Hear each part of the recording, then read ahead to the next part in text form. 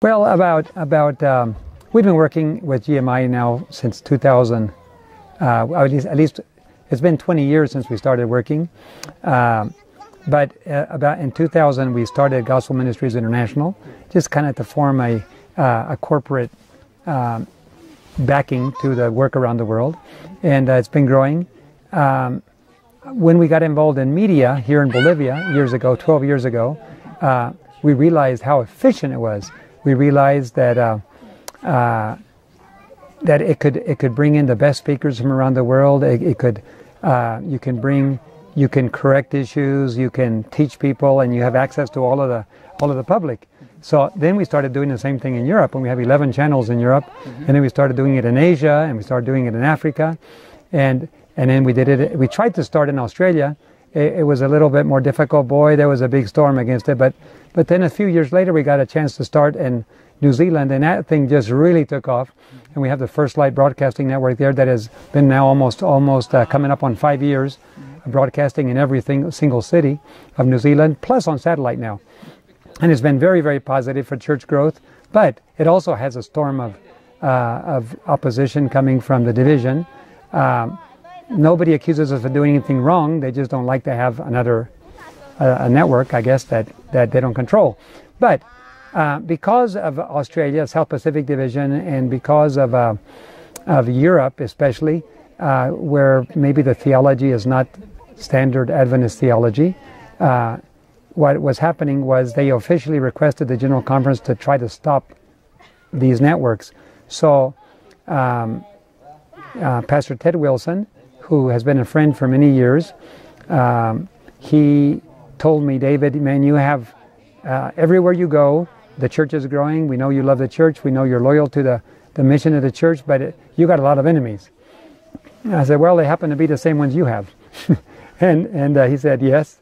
But he said, I don't need any more. And he said, I'm going to turn your case over to a vice president to deal with, because I cannot personally take my time to deal with it. I can understand that, even though I don't understand that he would, knowing that something is of God, he would not support it. But I do understand that that is not his responsibility primarily to defend me, and he has other responsibilities by all means. So he turned our case over to a vice president that was very harsh. In fact, he's known for his harshness. I wish it had been another vice president, maybe from Africa or something. But he turned us over to Mike Ryan, which was dealt with us rather harshly. but we did go forward, and eventually they came to visit us. The secretary of the General Conference came with Mike Ryan, and they came to see my wife and I.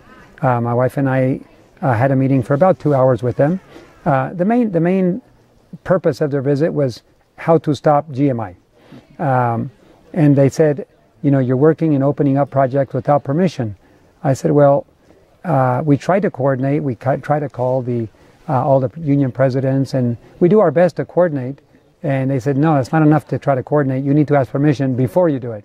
I said, well, that's not biblical. Well, that's what the policy says. That's only what part of the policy says. The other part of the policy, point 4, says that we must specifically, explicitly state we're not under the control of the church. So which part of the policy? No, we only care about point 6. We don't care about point 4. I know, but it's still policy. No, we don't care about it. You have to abide by point 6.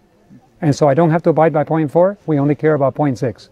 So I said, well, I work with the board. Let me take it to my board. If the board tells me that I should sign, I'll do it.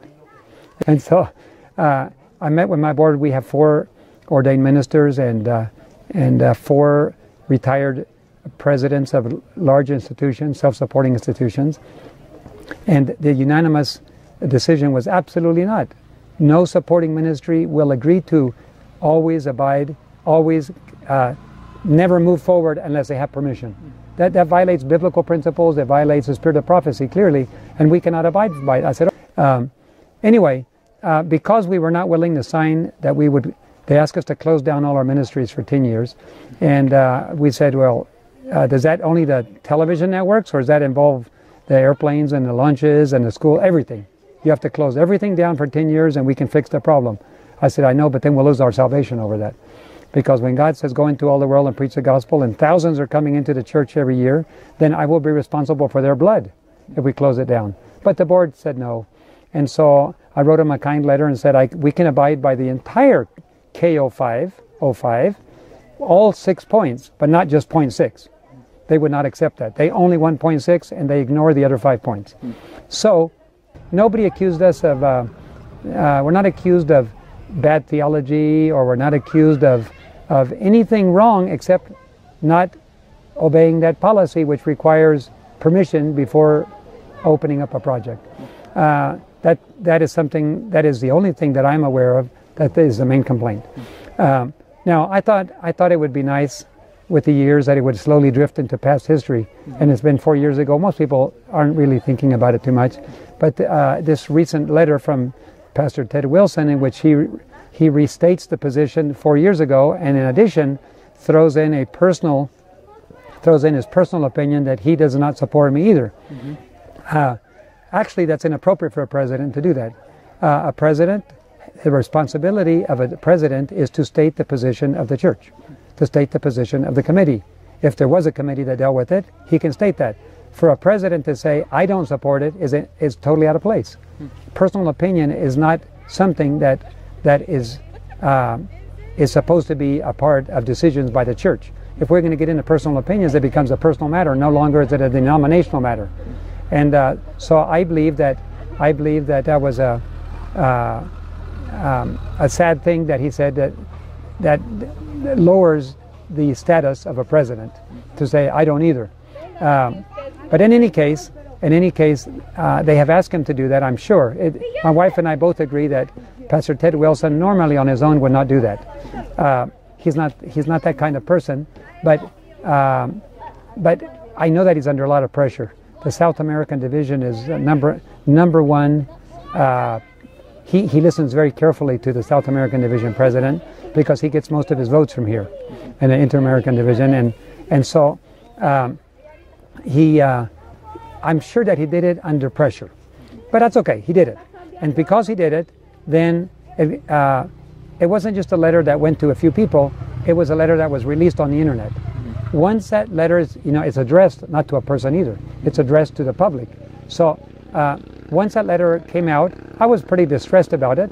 I took it to the Lord in prayer, and I said, Lord, we're trying to do the best to coordinate. The more influence we have, the more the stations we put up, the more airplanes, the more orphanages, the more schools, the more we deal with it. It seems like the more hostility there is. And even though we do our very best to work together, it seems like nothing you can do can fix the problem. I've tried on several occasions. My board has tried to write letters to Pastor Ted Wilson.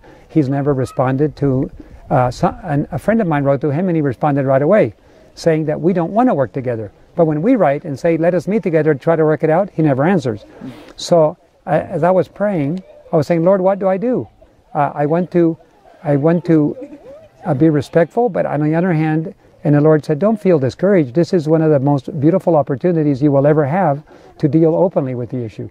And so, my response, hopefully, is just an open attempt in a Christian humility to try to fix the problem.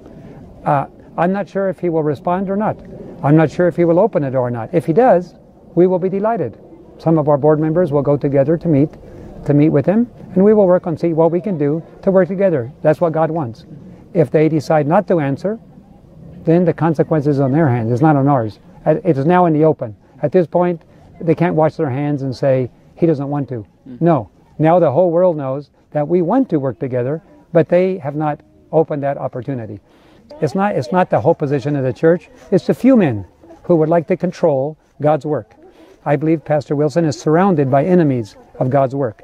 I believe at the General Conference there are people in high positions that do not want to see the Advent message spread and the three angels' message is spread.